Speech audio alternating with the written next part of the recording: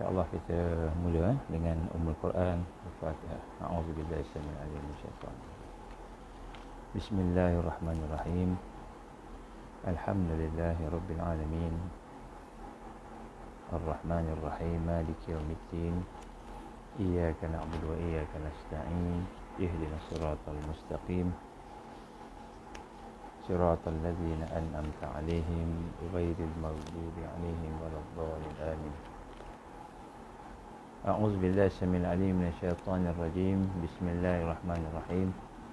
إن الحمد لله نحمده ونستعينه ونستهديه ونستغفره ونعوذ بالله من شرور أنفسنا ومن سيئات أعمالنا. من يهده الله فلا مضل له ومن يضلل فلا هادي له. أشهد أن لا إله إلا الله وحده لا شريك له وأشهد أن محمدا عبده ورسوله. قال رب اشرح لي صدري ويسر لي أمري واحلل عقدة من لساني يفقه قولي. رب زدني علما. أما بعد. Assalamualaikum warahmatullahi wabarakatuh.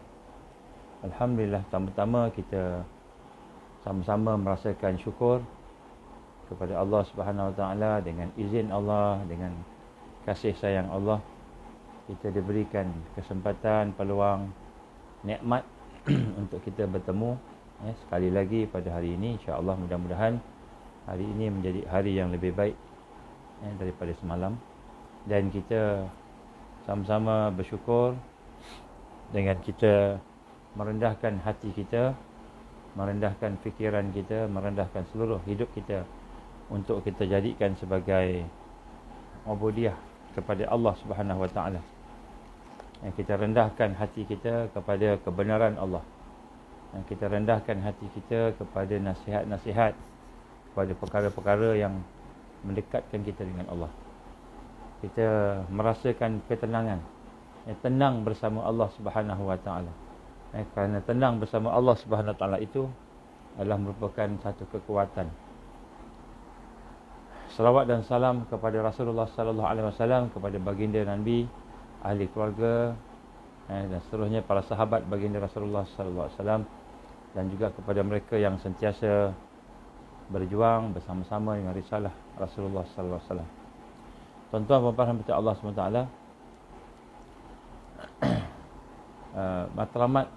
matlamat tarbiyah Rasulullah sallallahu alaihi wasallam, matlamat pendidikan Rasulullah sallallahu alaihi wasallam, apa yang diajar oleh Nabi, ialah untuk kita melahirkan individu-individu yang memenuhi sifat-sifat mukmin, sifat-sifat orang yang beriman.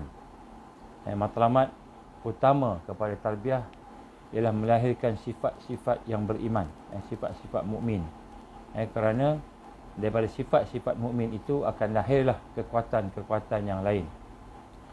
Dan pada masa yang sama, bukan hanya sekadar kita diminta untuk melahirkan sifat-sifat mukmin, dilatih untuk melahirkan sifat-sifat mukmin, tetapi kita juga sebenarnya melihat Rasulullah sallallahu alaihi wasallam telah mendidik sahabat-sahabatnya bukan hanya menjadi orang-orang yang beriman, tetapi orang-orang yang boleh memenuhi sifat-sifat mereka yang bergerak bersama Islam, yang hidup bersama Islam, mereka yang menganggotai jamaah Rasulullah sallallahu alaihi wasallam itu. Mereka bergerak dalam dakwah, mereka bergerak dalam tarbiyah, berdakwah kepada manusia lain. Dan kemudian mereka bergerak dalam tarbiyah, mereka bergerak dalam keadaan mendidik manusia lain. Dan bergerak dalam dakwah dan tarbiyah itu mereka berjuang bersungguh-sungguh, yang dinamakan sebagai jihad fi sabilillah. Allah Subhanahu wa taala berfirman, A'udzubillahi minasyaitonirrajim. Bismillahirrahmanirrahim. Innamal mu'minun allazina amanu billahi wa rasulih thumma lam yartabu wajahadu bi amwalihim wa anfusihim fi sabilillah ulaika humus shadiqun. Ini surah Al-Hujurat ayat 15. Innamal mu'minun, sesungguhnya orang-orang yang beriman. Siapa orang beriman ini? Orang yang lahir daripada tarbiyah Rasulullah sallallahu alaihi wasallam. Orang yang yang lahir daripada dakwah, maka dia mendapat Islam. Tapi orang yang lahir daripada dakwah dan tarbiyah, maka dia akan menjadi orang beriman. Innamal mu'minun, sesungguhnya orang-orang yang beriman itu allazina amanu billahi wa rasulih. Mereka lah orang-orang yang beriman kepada Allah dan beriman kepada Rasulnya, kan? Summa lam yartabu, kemudian mereka tidak ada ragu-ragu. Jadi tarbiyah itu sebenarnya yang kita lalui proses ialah kita nak membuang keraguan, nak membuang rasa syak wasangka kepada Allah, kepada Islam. Dan summa lam yartabu, kemudian mereka tidak ragu-ragu. Maknanya kalau ada lagi ragu-ragu dalam hati kita kepada Allah, kepada Islam, maka pada ketika itu kita masih lagi belum benar-benar mengenal Tuhan kita, mengenal Allah Subhanahu Wa Taala. Sebab tarbiyah yang kita nak lalui ini ialah tarbiyah yang akan membuang keraguan. Kemudian Allah gambarkan apabila tidak ragu-ragu, maka barulah dia boleh berjuang. Wajahadu bi amwalihim wa anfusihim fi sabilillah. Maka barulah dia boleh berjuang pada jalan Allah dengan hartanya, dengan dirinya pada jalan Allah Subhanahu Wa Taala. Ulaika humus sadiqun, mereka lah orang yang sadiqun, orang-orang yang sebenarnya yang benar, orang-orang yang bersama-sama dengan Allah yang sebenarnya. Sebab itulah nombor satu, tuan-tuan, kita diperintahkan supaya beriman pada Allah. Di akhir zaman amat penting kita nak faham hakikat ini. Maksud iman ialah kita yakin dengan Allah Subhanahu Wa Taala, dengan apa yang Allah Subhanahu Wa Taala turunkan, al-Islam, rukun-rukun iman yang lain, dengan apa yang ada pada Rasulullah sallallahu alaihi wasallam, tanpa ada ragu-ragu. Summalam yartabu, tanpa ada ragu-ragu. Contoh, kalau kita nak kata beriman kepada Allah Subhanahu Wa Taala ini, contohnya kita boleh cek lah dalam diri kita. Kalau kita masih ada lagi rasa sakit, rasa sedih, rasa sedih yang amat sangat lah, sakit yang amat sangat, ataupun kita rasa sedih lagi, masih lagi ada rasa sedih bila berlaku kekurangan harta, tidak dapat apa yang kita cita-citakan, objektif kita tak sampai, harta kita tak dapat, ataupun kita sedih sangat, sakit sangat, berpisah dengan orang yang kita sayang, kita berpisah, kita rasa sedih, sakit. Maka sakit itu maknanya hati kita masih lagi kurang cinta kepada Allah. Masih lagi kurang cinta kepada Allah. Perkara yang pertama, dia lahir daripada sebab kurang yakin dengan Allah. Masih ada lagi ragu-ragu. Jadi sebab tu kita kena proses lagi. Summalam yartabu, kata Allah firman tadi, kemudian mereka tidak ragu-ragu. Bila kita ada kehilangan sesuatu, kita rasa susah hidup kita, kita rasa sakit hati kita dengan sesuatu perkara buruk yang berlaku, kita masih lagi tidak mengenal Allah. Ini bukti sempurna, bukti bahawa belum sempurna kita mengenal Allah. Belum sempurna lagi. Sebab tu kita lihat bagaimana keadaan kita hari ini bila diuji dengan kesusahan, dan hati kita masih lagi rasa sakit. Ataupun bila kita mendapati musibah, ada masalah, ada kepayahan. Di akhir zaman ni banyak kesusahan dan kepayahan. Kemudian kita berdoa kepada Allah, dan doa kita seolah-olahnya tidak dikabulkan oleh Allah. Allah tak kabulkan doa kita. Macam Allah tak mendengar, seolah-olahnya lama dah kita doa, dengan menangis-menangis kita minta pada Allah, seolah-olahnya Allah Subhanahu Wa Taala tidak mengkabulkan doa kita. Maka sesungguhnya ketika kita rasa sakit, kita rasa sedih, dan akibat tidak dikabulkan doa itu, tanda kita kurang sayang Allah lagi. Kita masih lagi tak sayang Allah. Kita masih lagi tak kenal Allah. Kesempurnaan dalam mengenal Allah itu belum sampai. Ketika Allah menolong kita, Allah bantu kita, kita seronok sayang, kita buat amal sungguh-sungguh. Kita buat, tapi bila Allah Subhanahu Wa Taala tak kabulkan doa kita, Allah Subhanahu Wa Taala tahan sesuatu yang baik daripada kita, maka pada ketika itu kita rasa malas, rasa berat, Sedangkan sebelumnya itu kita rajin, rasa jauh daripada Allah, sebelumnya kita rasa dekat. Itu maknanya apa? Tandanya ma'rifatullah itu, kenal Allah itu belum lagi sempurna. Dan kita kena tahu dan kita pun memahami, padahal Allah amat sayang kepada kita. Allah amat sayang kepada kita. Saya telah mendengar beberapa kisah kawan-kawan yang berada dalam keadaan kesusahan akibat mungkin ditangkap, diseksa oleh mereka yang memusuhi Islam. Sama ada di Palestin, sama ada di Iraq, sama ada di Yaman, sama ada di Libya pada satu ketika dulu, ataupun di mana-mana yang kita rasakan bagaimana kawan-kawan yang berada di negara-negara di sektor itu, mereka telah diseksa, ditangkap. Tidak kurang juga kawan-kawan kita yang berada di Malaysia, yang juga ada sebahagiannya yang berada dalam keadaan susah. Tetapi kita nak kena melihat bagaimana kesusahan-kesusahan itu, kan. Yang pertama sekali, bila kita hadapi kesusahan itu, kita kena yakin bahawa Allah sayang kita sebenarnya. Allah sayang kita. Kita kena sabar. Kita kena sabar. Dan kemudian selepas itu Allah SWT tidak menganiaya kita. Dia akan bagi sesuatu yang kita mampu. La yukallifullahu nafsan illa wus'aha. Allah akan bagi kemampuan kepada kita. Maka kita nak kena baik sangka dengan Allah. Nak kena baik sangka dengan Allah. Tetapi bagaimana kita nak berhadapan dengan keadaan itu?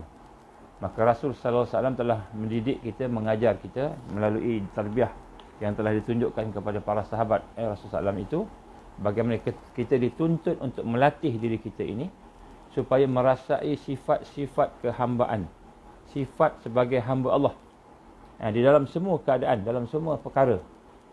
Hati kita ini kita nak didik, nak latih supaya sentiasa merasakan perhambaan kepada Allah Subhanahu wa taala. Dalam setiap suasana, sama ada suasana kita lapang, rasa tenang, rasa seronok, atau suasana kita sempit, sedih, dalam keadaan menderita. Dan kita telah berbincang semalam berkenaan dengan beberapa suasana yang lapang yang telah diberikan kepada Allah, dan apakah tuntutan-tuntutan yang ada di dalam diri kepada hati kita. Macam mana kita nak merasai, macam mana kita nak mendidik hati kita supaya mengenali perkara tersebut sebagai sebahagian daripada tarbiyah Allah Subhanahu Wa Taala kepada kita. Berkata Imam Al-Banna rahimahullah, Hasan Al-Banna rahimahullah, dia kata Allah Subhanahu Wa Taala tidak hanya menjadikan manusia, Allah juga menjadikan sistem yang boleh mendidik manusia. Jadi apa yang berlaku kepada kita hari-hari itu, itulah merupakan sistem pendidikan Allah. Allah didik kita. Sekiranya hati kita sentiasa terikat dengan Allah, maka ketika itu kita akan kuat. Kita akan rasa seronok, rasa tenang. Inilah pada hari ini kita nak sambung lagi sikit. Bagaimana kita nak mendidik hati kita. Kita ulang sikit. Semalam kita telah berkata bahawa bermulanya ada 3 keadaan dalam perjalanan tarbiyah kita, di mana hati kita dalam perjalanan tarbiyahnya ada 3 keadaan. Yang pertama, hati kita lapang, hati kita tenang, hati kita sedih, hati kita gembira. Yang kedua, hati kita sempit, hati kita susah, dan kita diuji dengan kepayahan.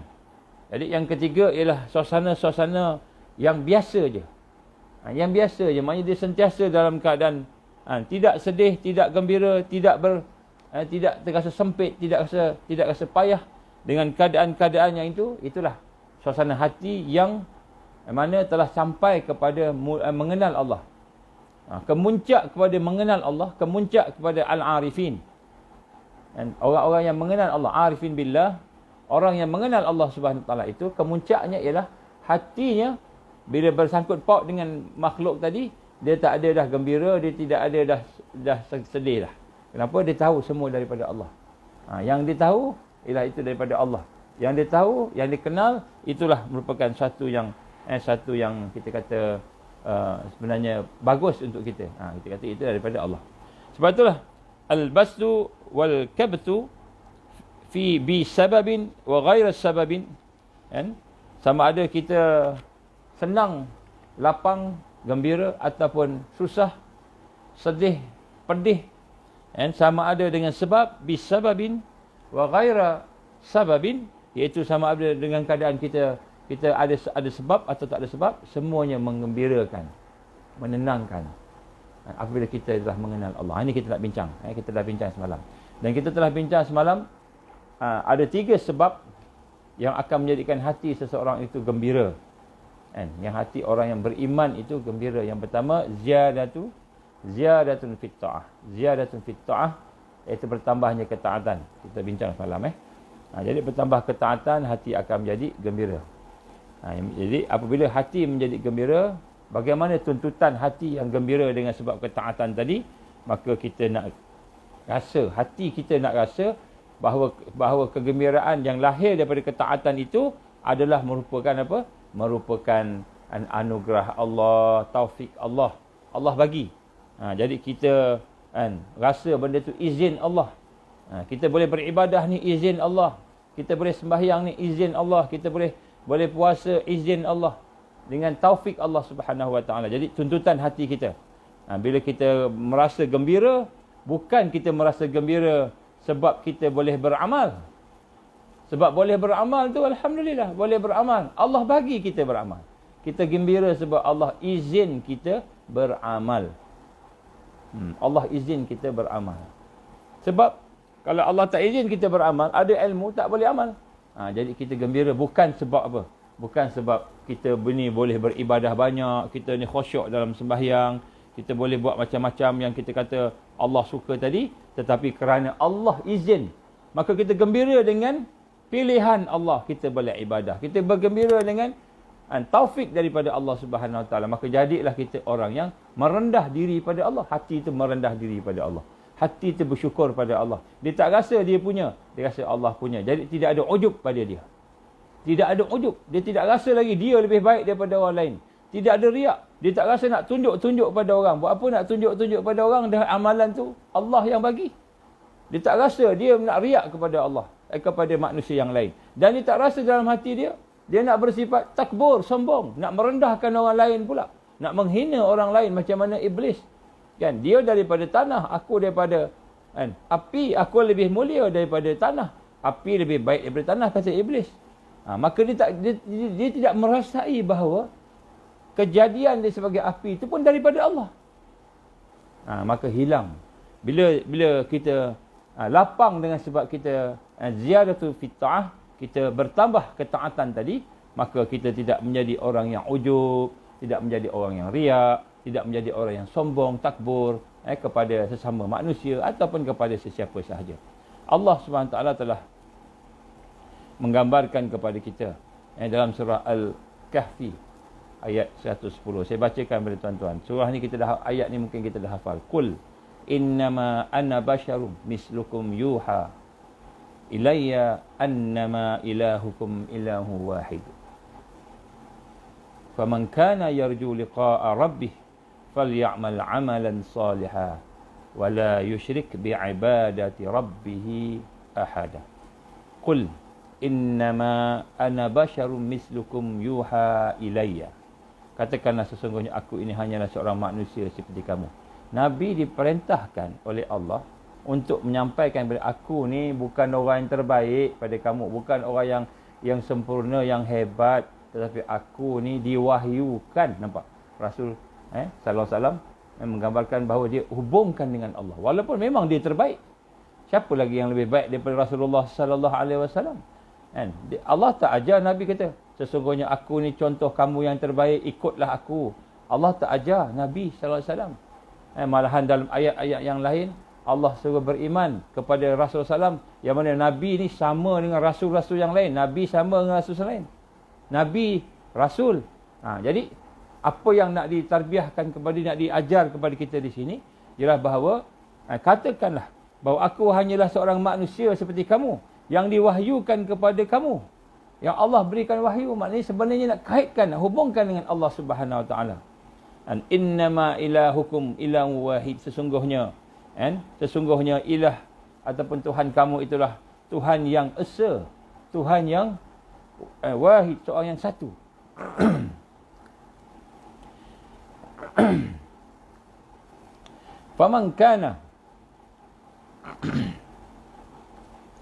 Faman kana yarju liqa'a rabbih. Dan siapa-siapa yang berharapkan kepada pertemuan liqa'a rabbih dengan Tuhan dia, falyamal amala salihah. Maka lakukanlah, beramallah kamu dengan amalan yang salihah. Salihah ni apa maknanya? Amalan yang salih ni bukan amalan baik. Kan? Bukan amal baik. Amal baik ni setakat dunia je. Tapi salih dunia dan akhirat. Dan wala yusyrik bi'ibadati rabbih ahada. Dan jangan kamu mensyirikkan Allah dalam ibadah kamu, kan, dengan sesuatu yang lain.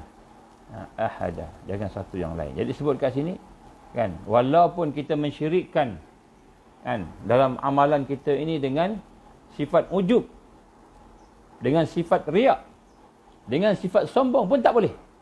Kita sembahyang, kita rasa kita punya, kita yang baik, kita yang hebat, kita rasa kita hebat. Tak boleh. Tak boleh. Itu pun mensyirikkan Allah juga. Ataupun kita riak.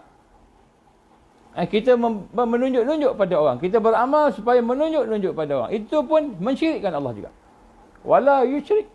Allah kata wala yusyrik, walaupun ujub, walaupun riak, walaupun sombong, takbur, tak boleh. Bi'ibadati. Dengan ibadah-ibadah kamu kepada Tuhan kamu itu hanya satu aja. Ahada. Kita mengesakan Allah. Yang sebut kat sini, bagaimana bila Allah memberikan kita taat, ziyadatu fi ta'ah, bila kita diberikan ketaatan, kebaikan untuk melakukan taat kepada Allah, apa tuntutan hati, kita bincang dah semalam. Saya ulang sebab saya nak benda ni betul-betul kita hadam. Apa tuntutan hati? Allah SWT menuntut kita supaya merasakan ini anugerah Allah. Aku boleh sembahyang ni sebab Allah bagi. Aku boleh puasa ni sebab Allah izin. Aku boleh baca Quran ni sebab Allah SWT pilih aku boleh baca Quran. Semua daripada Allah. Maka tidak ada sedikit pun ujub dalam hati kita. Tak ada sedikit pun riak dalam hati kita. Tidak ada sedikit pun kita rasa sombong, takbur dalam hati kita. Dengan amalan-amalan yang kita rasakan merupakan taufik daripada Allah. Kekuatan, ketentuan daripada Allah kepada kita. Maka tidak timbul perkara-perkara tersebut. Maka bila kita ingat nikmat Allah, kita ingat taufik Allah. Yang kedua kita sebut gembira dan lapang. Seseorang yang duduk dalam tarbiyah itu juga apabila dia telah bertambah ziyadatul fid dunya. Ziyadatul dunya. Bertambah dunia pada dia. Allah bagi kita sesuatu daripada dunia. Contohnya kita tak ada duit, Allah bagi kita duit. Kita tak ada makanan, Allah bagi kita makanan. Allah bagi kita kesihatan, kita sakit, sihat, kita miskin jadi kaya. Allah bagi dunia pada kita. Maka ziyadatul dunia adalah merupakan pertambahan segala yang ada pada dunia. Mungkin sebab kita berusaha, mungkin sebab kita bekerja, mungkin sebab kita ni pandai melakukan sesuatu. Maka Allah bagi pada kita. Bagaimana hati kita? Bagaimana hati kita bila mendapat dunia? Orang yang duduk dalam tarbiyah ni, macam mana dia nak rasa dalam hati dia? Nak proses, nak bentuk, nak didik tadi? Maka dia hendaklah merasakan segala nikmat dunia daripada Allah. Daripada Allah. Maka dia pun bersyukur pada Allah. Dia tak rasa dia punya. Dia tak rasa dia punya. Lillahi ma fis samawati wa ma fil ard. Kepunyaan Allah lah yang segalanya yang ada di langit dan yang ada di bumi. Lillahi ma fis samawati wa ma fil ard. Kita baca dalam Quran kan. Kepunyaan Allah lah yang ada di langit. Kepunyaan Allah yang ada di bumi. Semua yang ada di keliling kita semua kepunyaan Allah. Jadi bila ziyadatu fid dunya, bila tambah dunia pada seseorang itu, orang yang duduk dalam tarbiyah, dia akan rasa syukur. Dia akan rasa seronok. Sebab Allah bagi dia. Bukan seronok sebab dunia tu. Bukan dia gembira sebab dunia yang dia dapat. Sebab dunia tu ujian. Dia bukan gembira sebab dapat duit tu. Bukan duit tu yang menggembirakan dia. Bukan pangkat tu yang menggembirakan dia. Bukan dunia yang diberi Allah tu menggembirakan dia. Yang menggembirakan dia sebab Allah bagi pada dia rezeki. Allah bagi. Ar-Razzaq. Allah ni Ar-Razzaq. Ini dia gembira kat situ. Orang yang duduk dalam tarbiyah ni, yang duduk dalam perjalanan menuju kepada Allah, dia mengenal Allah. Bila Allah dah beri rezeki pada dia, dia mengenal Allah. Bila Allah bagi dia taat, dia mengenal Allah. Dia mengenal sifat-sifat Allah yang maha pemurah, maha penyayang, maha pemberi rezeki. Dia tidak melihat bahawa apa yang dia dapat tu dia punya. Orang yang tak kahwin, tiba-tiba nak berkahwin, dapat suami. dapat isteri, dapat calon suami, calon isteri. Tak ada, mula-mula hidup seorang. Lepas tu berdua. Lepas tu bertiga, dapat anak pula. Dapat anak-anak, berempat, berlima, berenam, bertujuh, berlapan, bersepuluh. Banyak anak. Tengok anak, nampak ini pemberian Allah. Tengok suami, isteri, nampak ini pemberian Allah. Tengok rumah, nampak ini pemberian Allah. Tengok pangkat, nak masuk bilik dia, pejabat dia tulis. Kan? CEO. Ataupun dia tulis pangkat dia lah. Tak kira lah pangkat apa. Tulis. Melihat pangkat dia dekat pintu dia nak masuk tu. Ini pemberian Allah. Ini Allah bagi. Jadi orang yang duduk dalam tarbiyah, macam mana tuntutan hati. Bila dia merasai sesuatu itu pemberian Allah. Nikmat, kesihatan, harta, ilmu, kekuatan. Semua yang ada pada dia melihat sesuatu, dia nampak ni pemberian Allah. Ni pemberian Allah. Ni rezeki Allah. Apa tuntutan hati? Tuntutan hatinya ialah dia bersyukur pada Allah. Alhamdulillah. Segala puji pada Engkau, ya Allah. Aku ni jahat. Aku ni banyak dosa. Tapi Engkau bagi aku nikmat. Kau bagi aku rezeki. Hidayah. Allah bagi hidayah pada kita. Allah bagi hidayah pada kita. Allah bagi Islam pada kita. Itu semua tu kena bersyukur. Allah jumpakan kita dengan orang yang soleh-soleh. Yang solehah, yang sama-sama boleh menuju kepada redha Allah. Itu semua adalah rezeki. Jadi kita sebut sini ziyadatun fid dunya. Apa yang Allah tambah di dunia ini, bertambahan nikmat yang ada di dunia ini, maka kita pun melihat itu daripada Allah. Maka kita pun hati dituntut bersyukur. Bersyukur. Bagaimana cara kita bersyukur? Dalam konteks tarbiyah ini, yang pertama sekali, kita gunakanlah nikmat itu untuk taat pada Allah. Kita gunakan nikmat itu untuk taat pada Allah Subhanahu wa taala. Jangan kita gunakan untuk maksiat. Jangan gunakan untuk kemungkaran. Allah murka. Jangan. Kita buat mungkar, Allah murka. Buat maksiat, Allah murka. Buat dosa, Allah murka. Kita gunakan. Dan kemudian pada masa yang sama kita berhati-hati. Bila Allah Subhanahu Wa Taala memberikan kepada kita dunia, kita kena berhati-hati, waspada. Kenapa? Kerana di sebalik dunia itu ada penyakit lalai. Di sebalik dunia itu ada penyakit tipu daya. Baik, itu yang kedua yang kita bincang semalam. Saya cuma urai sikit-sikit. Pun dah panjang dah. Kemudian yang ketiga ialah Allah memberikan ziyadatun madihun. Ziyadatun madihun, maknanya Allah memberikan kepada kita orang puji kita, bertambahnya pujian, sokongan, sanjungan. Orang mula puji kita, orang kenal kita, orang tengok kita bagus, orang tengok kita baik, dia puji kita. Dia puji kita, dia sanjung kita. Jadi ini juga merupakan satu yang memberikan kelapangan pada hati, nikmat pada hati tadi. Ada 3 perkara, ini yang ketiga. Maka bagaimana tuntutan kita apabila orang puji kita? Hati kita nak rasa macam mana? Orang yang duduk tarbiyah ni kena puas hati bila Allah izin seseorang terpuji. Nombor 1, bukanlah kata dia tolak, jangan puji akulah, jangan puji akulah. Macam gitu kan. Orang tu nak puji, itu hak dia nak puji. Sebenarnya orang itu memuji kita dengan kebaikan yang ada pada kita, itu tandanya Allah SWT memuji kita. Allah memuji kita melalui orang tu. Kita nak rasa juga itu daripada Allah. Allah puji kita. Bukanlah kita nak terima pujian tu, kita membesar diri. Tak. Tapi nak rasa itu Allah puji kita. Allah izin sesuatu tu, Allah puji kita melalui dia. Jadi kita nak kena syukur. Okey, yang pertama sekali, bagaimana sifat hati bila dipuji, disanjung. Sehingga kita gembira, sehingga kita rasa seronok. Seronok pujian tu fitrah. Jadi bagaimana sifat ubudiah kita, tuntutan kita? Yang pertama sekali, kita nak rasa bahawa Allah Subhanahu Wa Taala menutupi keaiban kita. Orang puji kita sebab orang tu tak tahu keaiban kita. Orang tu tak tahu keburukan kita yang banyak yang di belakang dia. Depan memang baguslah. Yang tengok ke depan mungkin baik, bagus. Tapi di belakang, hati kita yang tak ikhlas, hati kita yang tak khusyuk, hati kita yang buruk sangka, hati kita yang ada dendam, hati kita yang ada dengki. Mungkin mata kita yang kita tak jaga. Mata kita yang buat yang haram, telinga kita buat yang haram, lidah kita mengumpat, memfitnah, buat yang haram. Kita tak, orang tu tak nampak yang tu. Orang tu nampak yang baik kat kita je. Mungkin kita tolong dia sekejap, dia terima kasihlah.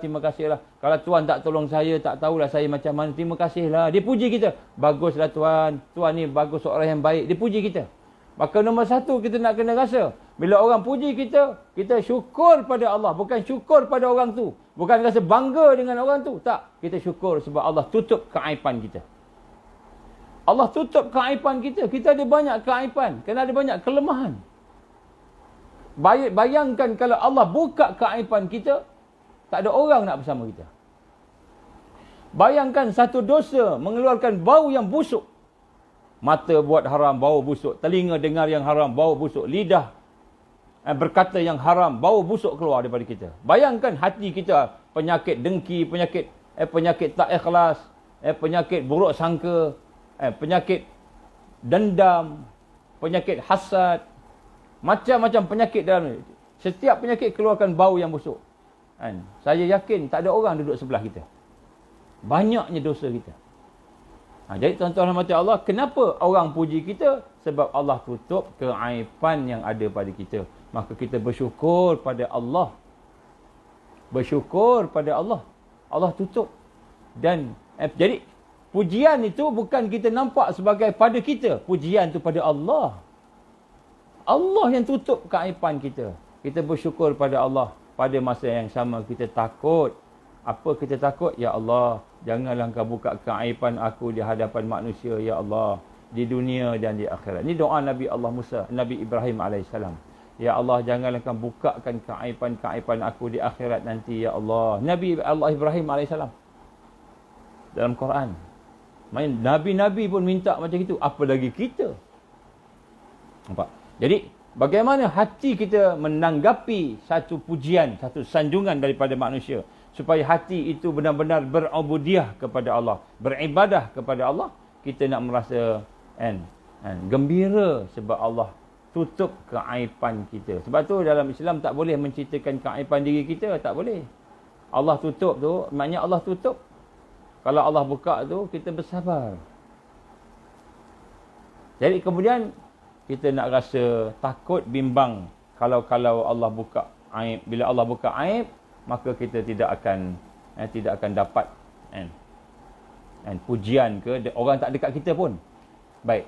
Kemudian itu adalah kita kata kelapangan, ketenangan, kegembiraan dalam tarbiyah. Apabila ada sebab. Sebab satu taat, yang kedua dapat dunia, yang ketiga pujian. Ada tak kelapangan, ketenangan yang ada pada kita yang tidak ada sebab? Ada. Ada yang tak ada sebab. Yang kita rasa tenang, kita rasa bukan sebab dunia kita bertambah, tapi hati kita tenang, kita boleh bersyukur pada Allah, hati kita gembira. Taat mungkin kita tak taat tak tambah macam biasa, tapi hati kita tenang, hati kita gembira. Tak ada sebab-sebab pertambahan, tak ada sebab-sebab pujian, orang pun tak puji kita, tapi hati kita tenang, gembira, lapang. Ada tak? Ada. Bighairi sababin. Dengan tanpa sebab. Gembira tanpa sebab. Ada tak? Ada. Jadi bagaimana hati? Bagaimana hati yang duduk dalam tarbiyah ni untuk berada dalam ubudiyah apabila kita berada dalam keadaan tenang, lapang, tak ada aksiden, tak ada susah. Kita tengok orang lain banjir, orang lain terbakar rumahnya, kita tengok orang lain aksiden, kita tak aksiden, kita Allah pelihara rumah kita tak terbakar, tak ada banjir, tak ada kesusahan, hidup kita biasa aja. Hati kita lapang, tenang. Maka yang pertama sekali, apabila kita merasai dalam keadaan begitu tanpa sebab, maknanya setiap masa lah, kita jangan kita minta nikmat kepada Allah kerana nafsu, kerana tamak. Tidak meminta kepada Allah kerana nafsu, kerana tamak, kerana tidak qanaah, tidak puas hati. Dia dah kaya dah. Ya Allah, aku ni masih lagi tak cukup. Ya Allah, tak cukup. Tak cukup. Rasa tak cukup aja. Pada Allah, malu kita pada Allah Subhanahu Wa Taala.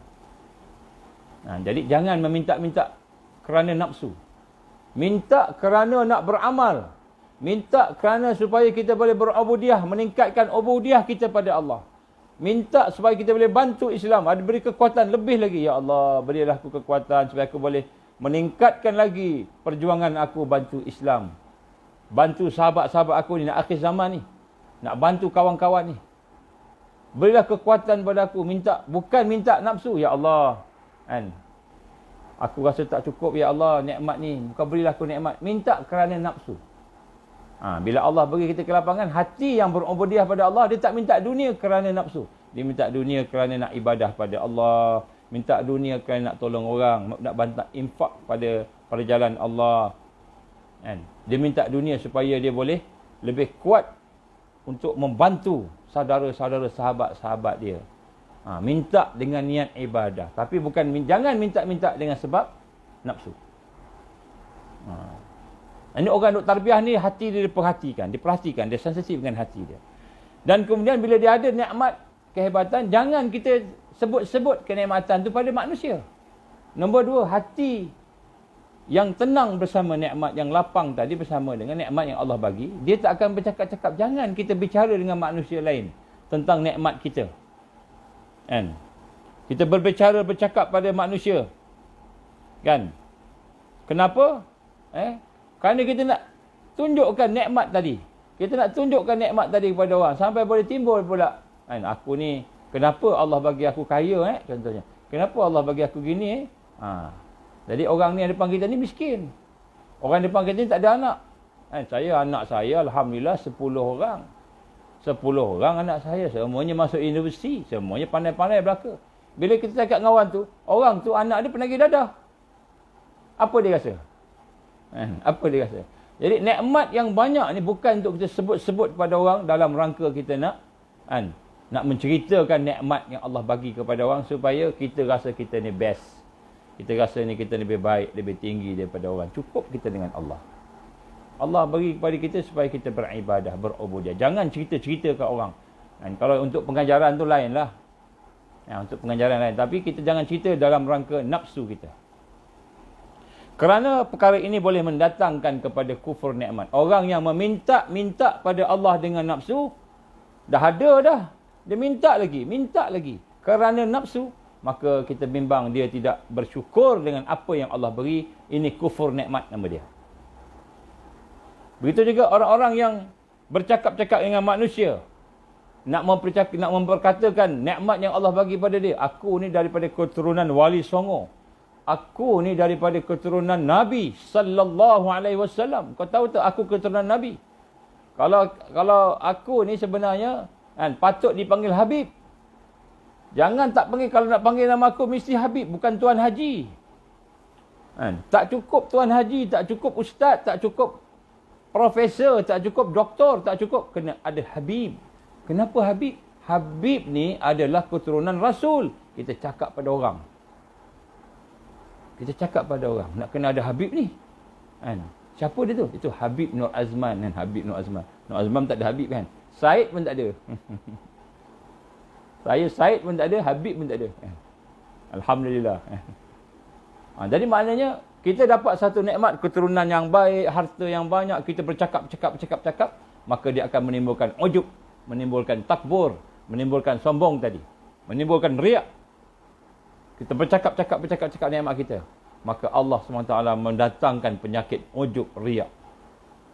Jadi bila dapat nikmat, dapat tenang, jangan kita banding-bandingkan pula dengan orang. Jangan kita minta dengan nafsu. Jangan kita cerita-cerita kat orang. Itu Allah bagi kat kita untuk kita syukur. Untuk kita bertambah amal. Kita tengok orang bagi kita kaya. Jangan cerita kaya kita pada orang. Kenapa? Yang pertama, kalau orang tu miskin, dia terasa hati. Kenapa Allah tak bagi kat aku? Contoh kan. Sedangkan Allah bagi kat dia tu satu yang lain. Kekayaan dalam bentuk yang lain. Dia tak nampak. Dia nampak kaya ni kereta, rumah tu dia nampak kaya. Kaya bukan pada kereta dan rumah. Kaya bukan pada tanah. Kaya pada iman, pada takwa, pada ihsan. Itu kaya yang sebenar. Tiba-tiba kita dapat dunia, kita rasa hebat. Ini kita pun bangga-bangga dengan orang miskin. Terasa hatilah. Siapa yang minta lagi kerana nafsu, maka pada ketika itu dia boleh membawa kepada kufur nikmat. Jadi kita hati-hati yang tu. Jangan kita kena rendah diri. Di hadapan Allah kita kena rendah diri, di hadapan manusia pun kita kena rendah diri. Baik. Itu bagi kelapangan tanpa sebab yang memang dah ada kat kita. Begitu juga dengan hal-hal yang boleh membawa kepada kesempitan hati. Kabtu. Kabtu ni maknanya ada masanya Allah uji kita dengan kesempitan hati. Hati yang sempit. Hati yang risau.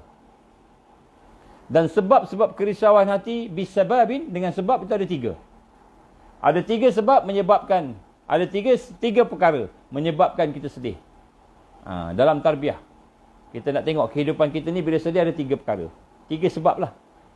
Jadi macam mana hati kita nak respon? Nanti kita tengok apa yang ulama-ulama kita menghuraikan. Yang pertama sekali, zanbun andastahu, iaitu kita bertambahnya dosa. Yang pertama sekali, sedih seseorang beriman ni bila dia buat dosa. Kita buat dosa, patutnya kita rasa sedih. Kita buat dosa, patutnya kita rasa menyesal. Sepatutnya. Orang duduk dalam tarbiyah Rasulullah sallallahu alaihi wasallam. Orang duduk dalam perjalanan nak mengenal Allah. Maka bila dia buat dosa, dia kena rasa sedih. Bila seseorang buat dosa dan dia tidak sedih, maka dia ada 2 dosa.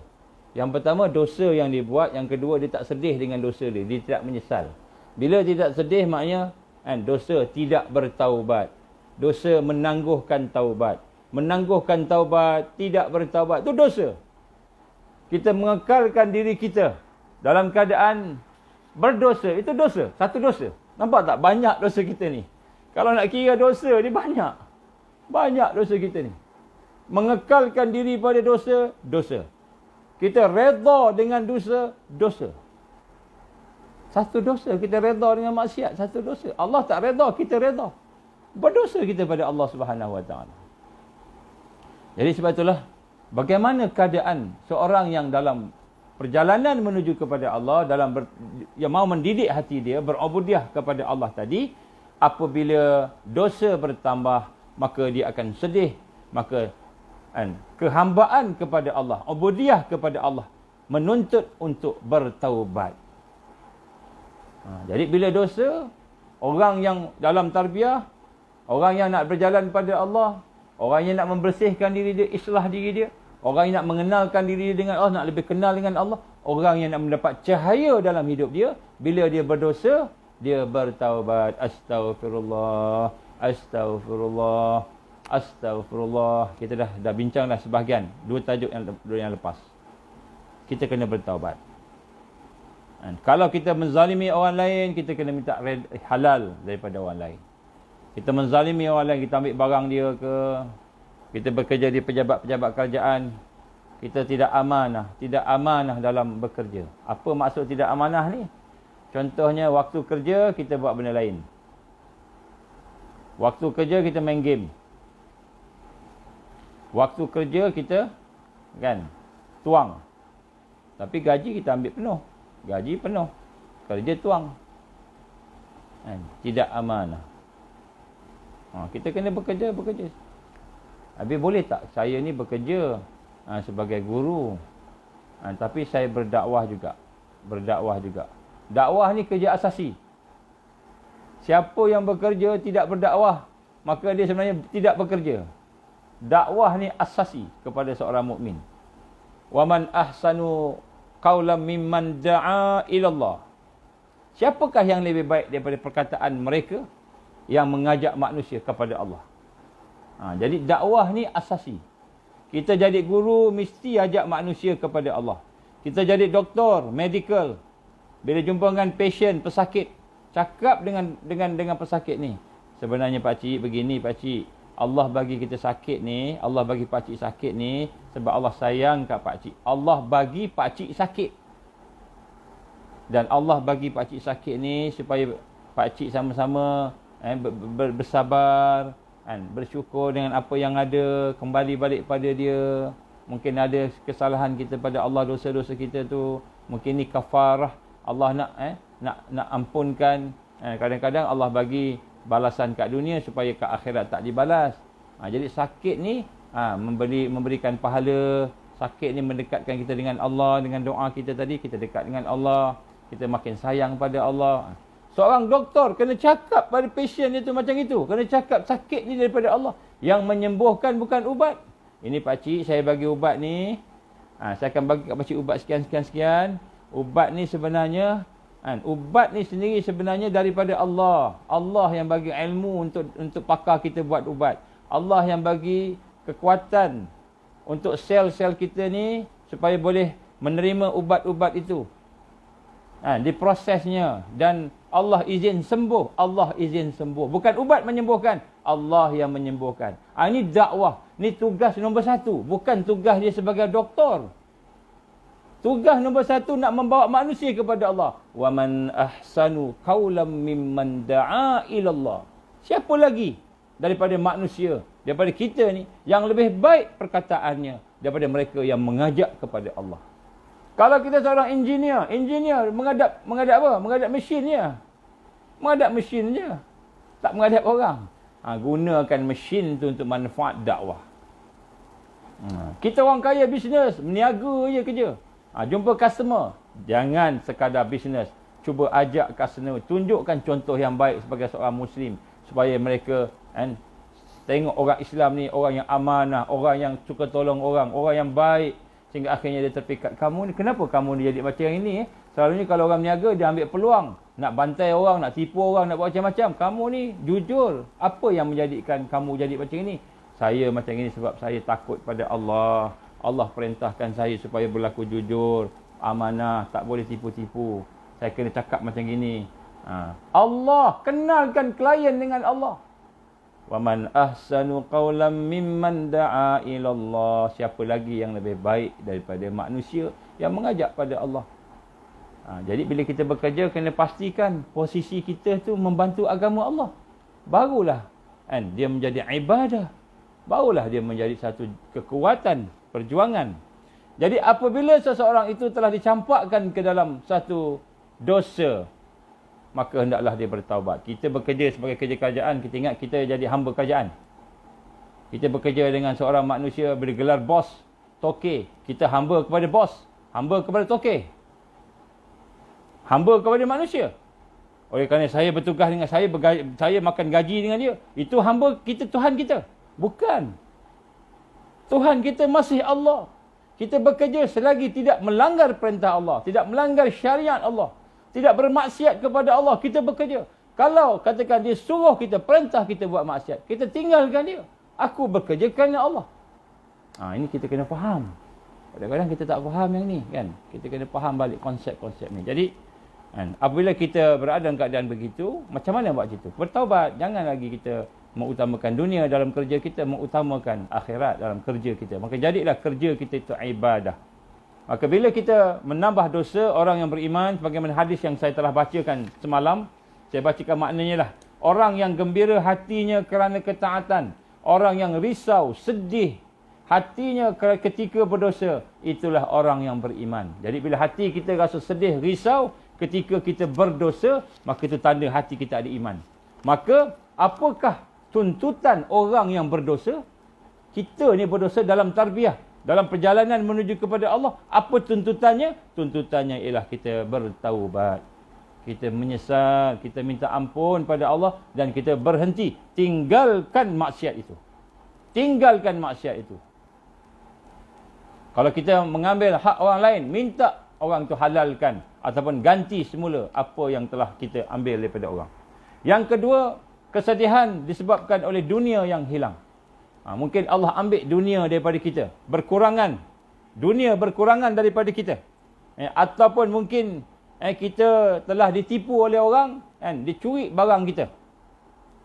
Hati kita jadi sempit, hati kita jadi susah, hati kita jadi risau kerana dunia telah hilang daripada kita.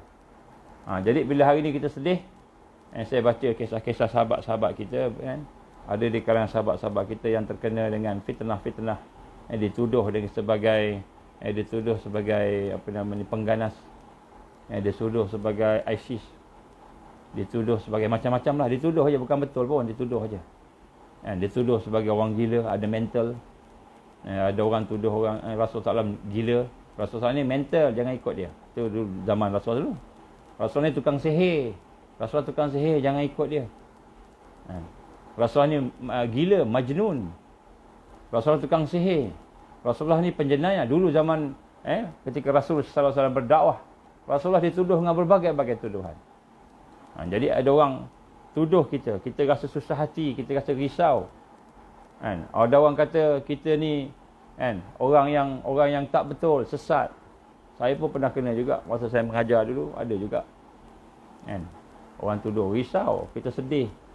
Tapi ketika kita risau, sedih, dituduh, difitnah, diumpat oleh orang, ataupun ketika kita kehilangan sesuatu nikmat daripada dunia ini, apakah tuntutan hati bagi mereka yang ditarbiyah? Bagi mereka yang nak duduk dalam tarbiyah Rasulullah sallallahu alaihi wasallam ini, kehambaan, ubudiyah, menuntut kita bahawa kita redha dan berharap pahala daripada Allah. Yang pertama sekali, bila Allah hilangkan, Allah ambil sesuatu nikmat daripada dunia, semua yang kita suka. Mungkin dulu ada rumah, tiba-tiba banjir, habis rumah, hanyut. Ada anak, anak meninggal. Ada suami, suami meninggal, isteri meninggal. Ataupun ada kemalangan, ataupun ada kesusahan, orang fitnah, orang umpat, orang tangkap kita, tuduh kita macam-macam, fitnah macam-macam.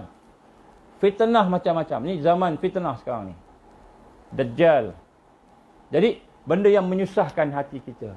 Maka yang pertama sekali, Ya Allah, Engkau ambil anak aku, Ya Allah. Ya Allah, Engkau ambil rumah aku, Ya Allah. Ya Allah, Engkau ambil pangkat aku, Ya Allah. Sedih tak? Sedih. Ya Allah, Engkau ambil kesihatan aku, Ya Allah, sakit kita. Ya Allah, Engkau ambil semua. Ya Allah, aku reda, Ya Allah, aku reda, Ya Allah, aku reda, Ya Allah. Cakap dengan Allah, aku reda. Raditu billahi rabba wa bil islam dina wa bi Muhammad sallallahu alaihi wasallam nabiyya wa rasulah. Raditu billahi rabba wa bil islam dina wa bi Muhammad sallallahu alaihi wasallam nabiyya wa rasulah. Raditu billahi rabba wa bil islam dina wa bi Muhammad sallallahu alaihi wasallam nabiyya wa rasulah. Baca. Ya Allah, raditu billahi rabba, aku redha Engkau sebagai Tuhan aku, Ya Allah. Aku redha Islam sebagai agama aku, Ya Allah. Aku redha Muhammad sallallahu alaihi wasallam sebagai nabi dan rasul aku, Ya Allah. Baca ulang. Lagi kita sakit, lagi kita susah hati dengan kehilangan dunia, kita baca tuntutan ubudiyah. Raditu billahi rabba wa raditu billahi rabba, raditu billahi rabba. Ulang-ulang. Ya Allah, aku redha. Ya Allah, aku redha. Ya Allah. Hati kita sakit lah. Hati kita sakit. Hati kita susah hati. Hati kita risau. Hati kita bimbang. Kita kuatkan hati kita dengan lidah bercakap dan hati kita sama-sama ikut. Raditu billahi rabba, raditu billahi rabba, raditu billahi rabba. Kita ditangkap oleh Dajjal.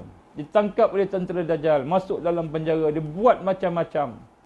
Dia aniaya kita, dia zalim kita dalam hati, kata raditu billahi rabbah. Raditu billahi rabbah. Ya Allah, aku redha. Ya Allah, aku redha. Sebut pada diri kita sendiri, jangan sebut pada orang lain. Jadi apabila Allah Subhanahu Wa Taala menghilangkan dunia, yang pertama sekali kita harap redha Allah. Ya Allah, aku bukan harap redha dunia, aku harap redha-Mu, Ya Allah. Raditu billahi rabba. Dan kemudian kita harap pahala. Ya Allah, gantikanlah dengan yang lebih baik daripada ini, Ya Allah. Sebab tu doa yang Nabi ajar pada kita apa? Inna lillahi wa inna ilaihi raji'un.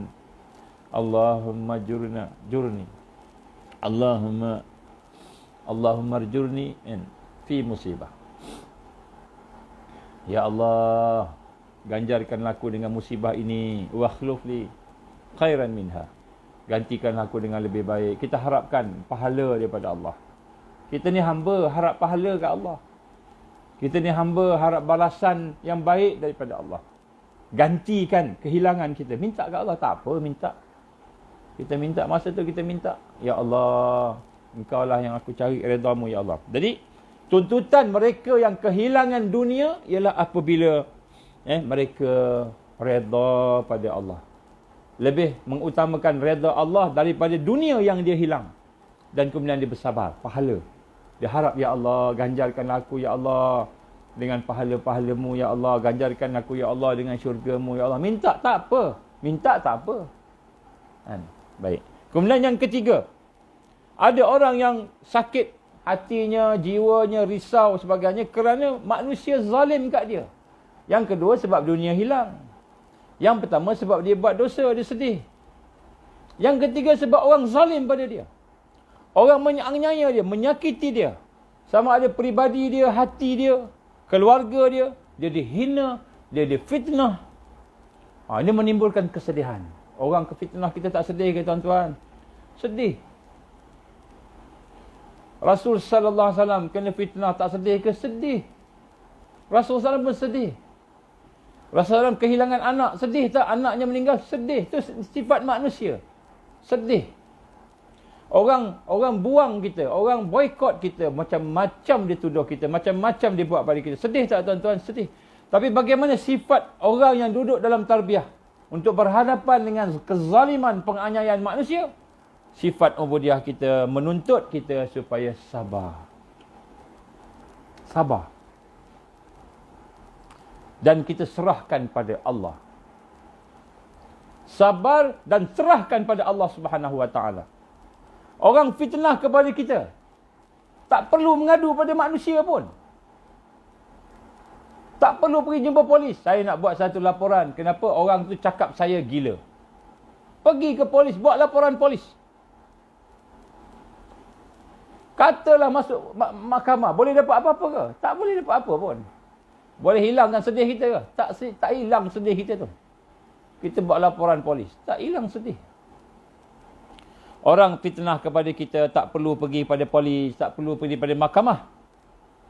Tidak ada untung. Tidak ada untung kalau kita mencari akhirat. Kalau kita mencari akhirat, tidak ada untung. Kalau kita mencari dunia, adalah untung. Boleh dapat saman malu. Saman malu. Saman malu. Dapatlah 1 juta, 2 juta ringgit. Saman dia kenapa? Saman dia memalukan saya. Fitnah. Maka kalau kita cari dunia, bolehlah dapat kot. InsyaAllah, mungkin boleh dapat. Tapi kalau siapa cari akhirat, tak payah pergi. Tak payah pergi. Sebab tu, dunia hari ni dah berbeza dah. Kan? Sikit-sikit saman. Sikit-sikit saman. Tu perangai orang barat. Perangai orang yang tak ada akhirat. Perangai orang yang tak ada Allah dalam hidup dia. Semua dia nak mengadu pada manusia. Dia tinggalkan Allah. Padahal Allah yang bagi pada dia suasana di fitnah tu. Allah bagi juga. Bukan Allah. Bukan datang daripada siapa-siapa. Allah izin benda tu berlaku. Kenapa dia nak cakap pada orang lain? Cakap. Habis kalau kita tidak pergi saman, nanti tu seolah kita mengaku fitnah dia. Kita mengaku dia memfitnah kita kan? Kalau dia fitnah peribadi kita, kan? Kalau perkara itu menjejaskan Islam, bukan menjejaskan kita, menjejaskan Islam, menjejaskan organisasi Islam, menjejaskan perjuangan Islam, mungkin bolehlah kita buat sesuatu tindakan, menjelaskan sebenarnya bukan begitu, begini, kita jelaskan. Kalau benda itu menimbulkan kekeliruan. Tapi kalau tak ada apa-apa, tak payahlah. Sungguh pun demikian, mengadu pada Allah.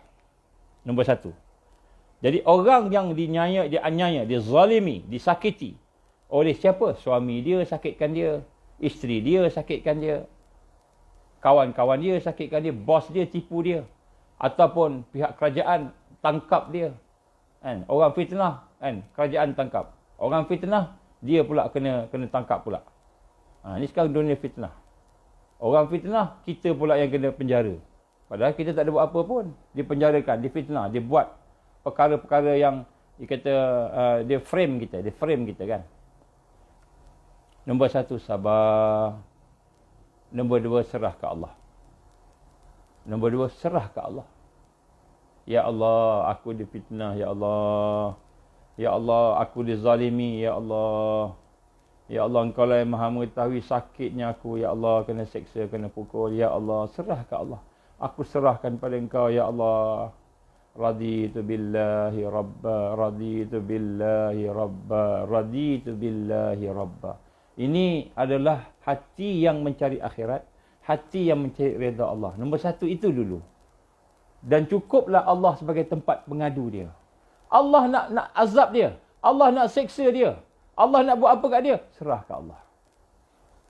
Serah ke Allah. Allah sayang kita tak? Sayang. Kita sayang Allah, Allah sayang kita. Tiba-tiba dia manusia yang Allah izin melakukan fitnah pada kita.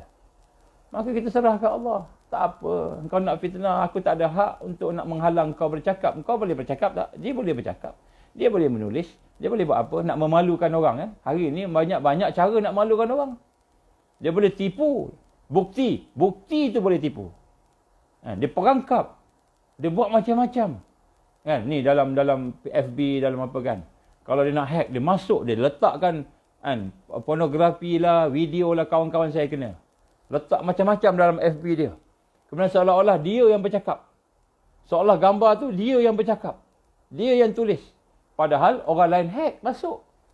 Kan? Keburukan-keburukan. Sebab tu kena tabayun. Kalau kita mendengar fitnah orang cakap macam-macam pasal seorang kawan yang baik, kita kena tabayun. Dapatkan penjelasan. Kan? Fatabayyanu, maka dapatkanlah penjelasan. Allah perintahkan kita. Tapi bagi kita pula, bila kita difitnah begitu, ataupun bila kita dianiaya, dizalimi, tiba-tiba orang fitnah kita kena tangkap. Kita kena seksa. Kena buat macam-macam. Sedih tak? Sedih. Sakit tak? Sakit. Menderita tak? Menderita. Saya pernah cerita pada tuan-tuan sebelum ini, dalam kuliah-kuliah yang lepas. Salah seorang daripada kawan kami daripada Algeria. Ketika itu Algeria bergolak. Lepas sembahyang Jumaat, dia bangun.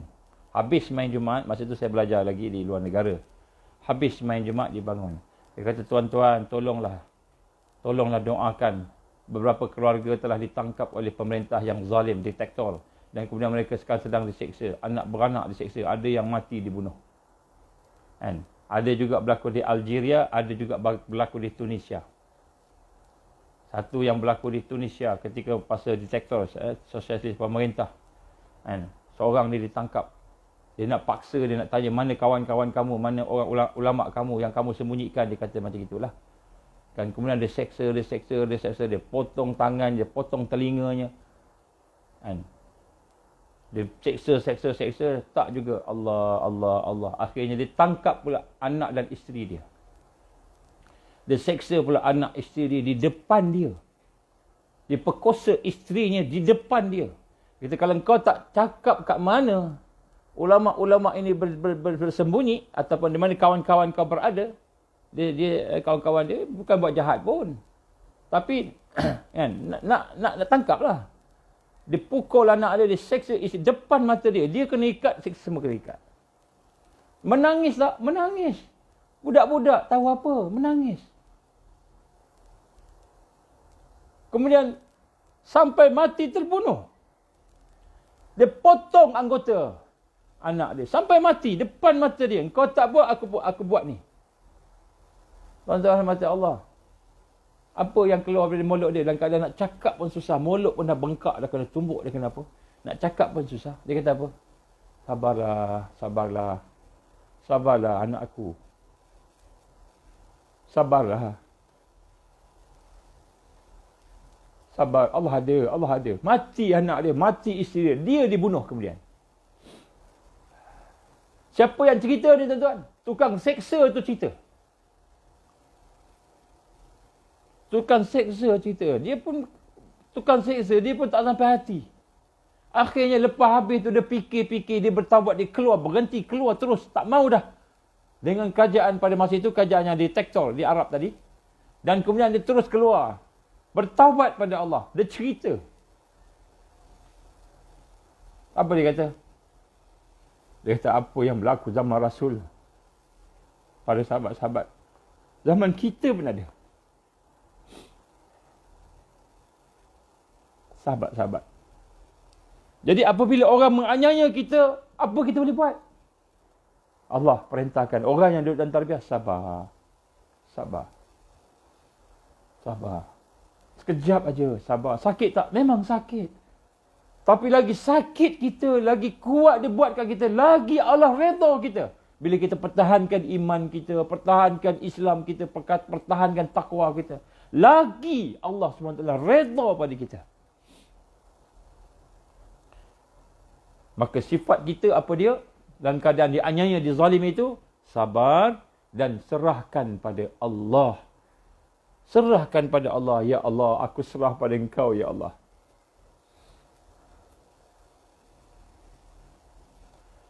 Tak payah nak lawan pun tak apa. Tak apa. Tak boleh nak lawan pun. Tak payah lawan. Lainlah kalau dah memang dah berjuang, dah berperang tu lainlah. Tak payah lawan. Sabar. Kalau kita nak lawan orang yang menganiaya kita, kita takut kita pula berlebihan. Orang cakap pada kita, fitnah pada kita, mungkin 1-2 perkataan, kita fitnah kat dia nak lawan, kita 10 pula kita, 10 perkataan pula kita fitnah dia. Maka kita dah menzalimi dia pula. Dahlah kita kena fitnah. Kita buat dosa pula menzalimi orang tu. Orang yang fitnah kita tu. Dia fitnah begini-begini, kita fitnah 10 kali ganda kita buat. 10 kali ganda kita bercakap. Akhirnya kita pula yang berdosa. Sebab tu sabar. Serahkan pada Allah. Jadi apabila seseorang itu memahami akan hakikat ini, maka hatinya berjalan pada Allah. Maka dia kenal. Dia kena seksa, dia kena azab zalim, dia kena aniaya, dia kena fitnah. Dunia hilang daripada dia. Dia berada dalam dosa. Apa pun keadaan yang menyedihkan dia, maka dia nampak itu adalah qada dan qadar Allah. Di situ ada Allah, di situ ada kuasa Allah, di situ ada kehendak Allah, di situ ada izin Allah. Kudrah, iradah, ilmu, hayah. Ada sifat-sifat Allah belaka kat situ. Maka dia sabar, maka dia serahkan pada Allah. Maka dia redha, dia harapkan pahala Allah. Maka dia bertaubat. Dia menyesal bila dia buat dosa. Bila buat dosa, menyesal. Bertaubat. Berhenti. Bila dunia hilang, kita redha. Dan kita harap pahala ganjaran Allah. Bila orang aniaya kita, kita sabar. Kita serah pada Allah. Ini hati yang duduk dalam tarbiyah, yang beriman, maka dia akan sentiasa dalam keadaan tenang. Walaupun dia sedih. Kerana dia tahu Allah bersama dengan dia. Allah bersama dengan dia.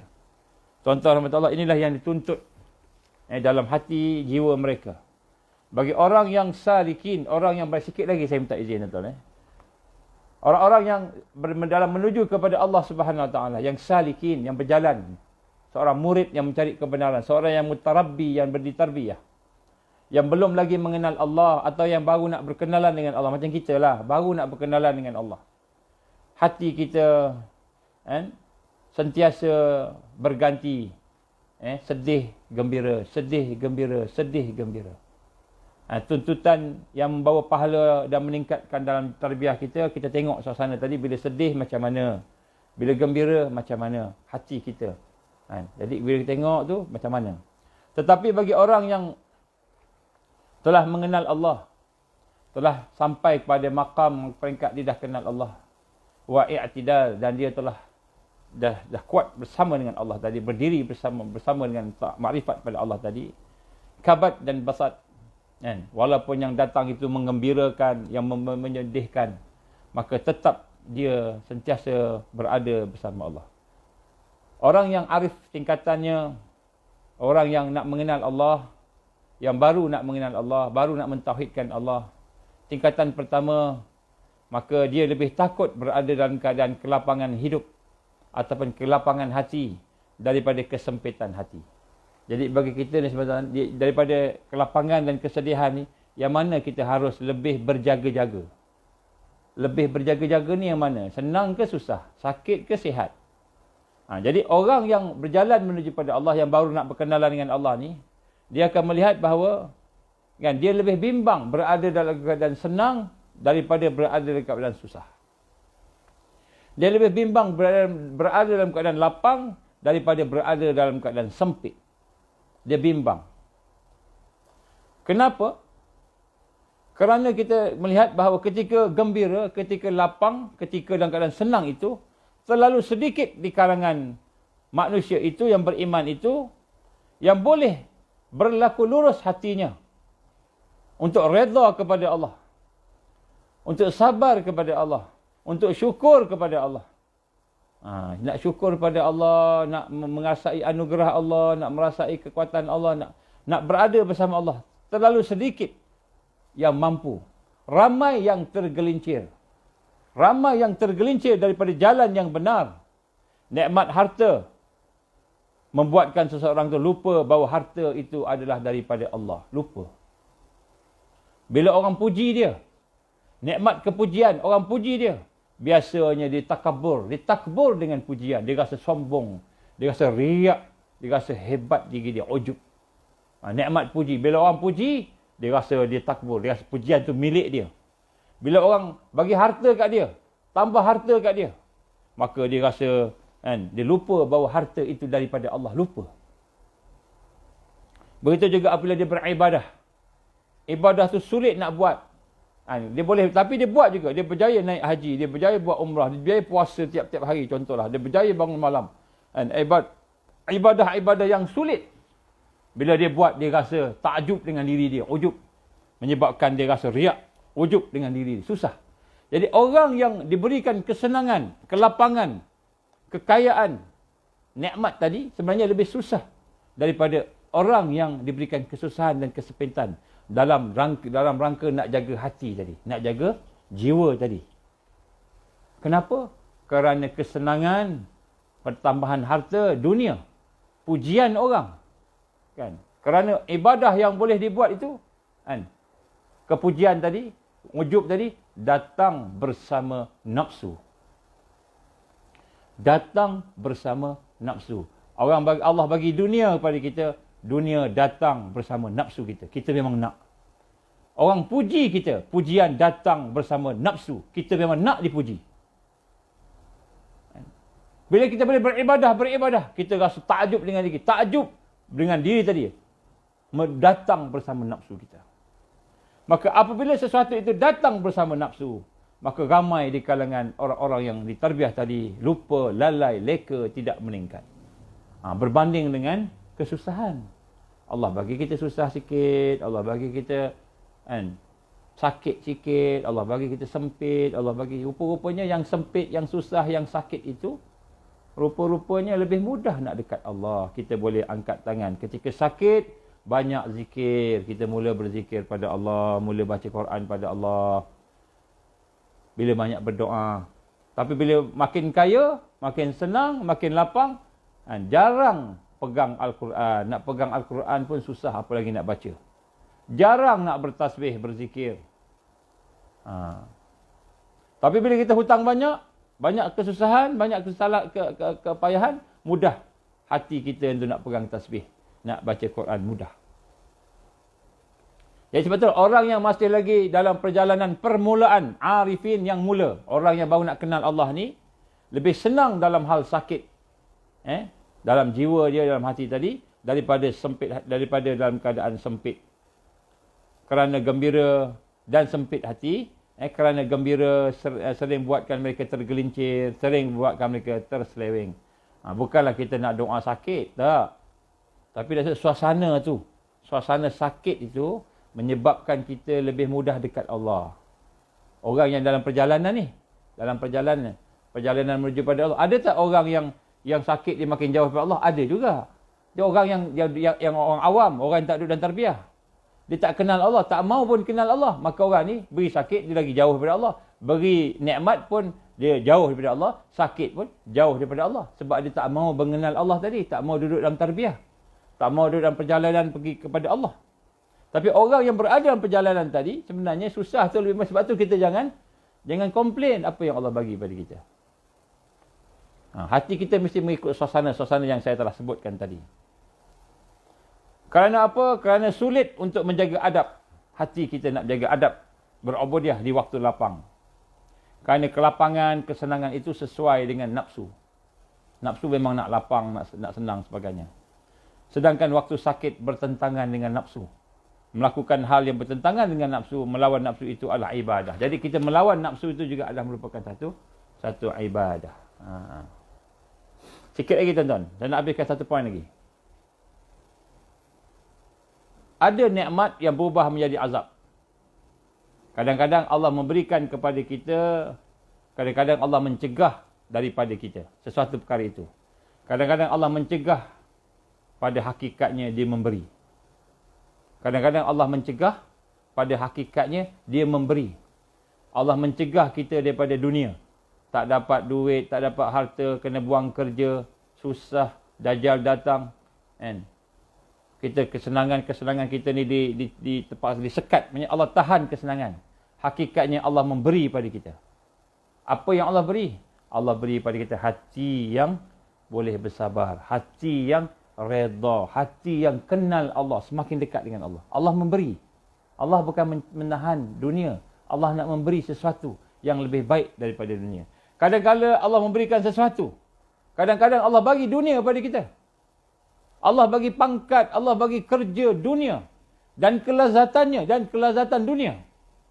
Maka sebenarnya ia mencegah engkau daripadanya. Rupanya Allah bagi dunia sebab Allah nak cegah kita daripada sesuatu yang lain. Apa dia? Taufik Allah untuk taat. Kita ada dunia, tapi nak sembahyang susah, nak baca Quran susah. Allah menahan taufik untuk taat kepadanya dengan sebab dunia itu. Dapat dunia dapat, tetapi tidak ada taufik sehingga kehidupannya disibukkan dengan mengurusi dunia dan kelazatan dunia. Mengurusi dunia dan kelazatan dunia. Maka hari ini dia dapat satu keuntungan dunia tanpa kita sedar. Kita tinggalkan wirid kita, zikir kita, tafakur kita, ibadah kita kepada Allah. Nampak? Ada masanya Allah sementara memberi dunia, rupanya dia nak mencegah amal kita. Ada masanya Allah menahan dunia. Kita susah, kita payah, tetapi Allah nak memberi taufik dia kepada kita. Jadi sebab tu kita nak kena sentiasa melihat keadaan-keadaan yang saya sebutkan tadi.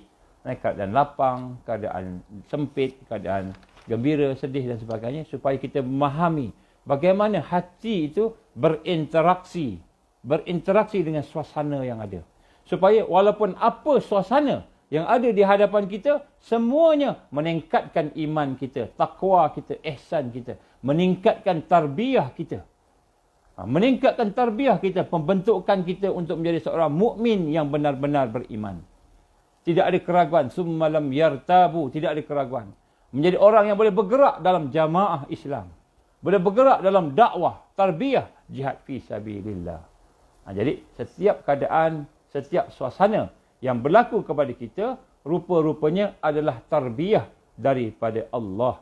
Merupakan pendidikan daripada Allah. Jadi insyaAllah tuan-tuan dan puan, bagi mereka yang baru sampai ni, baru tengok ni.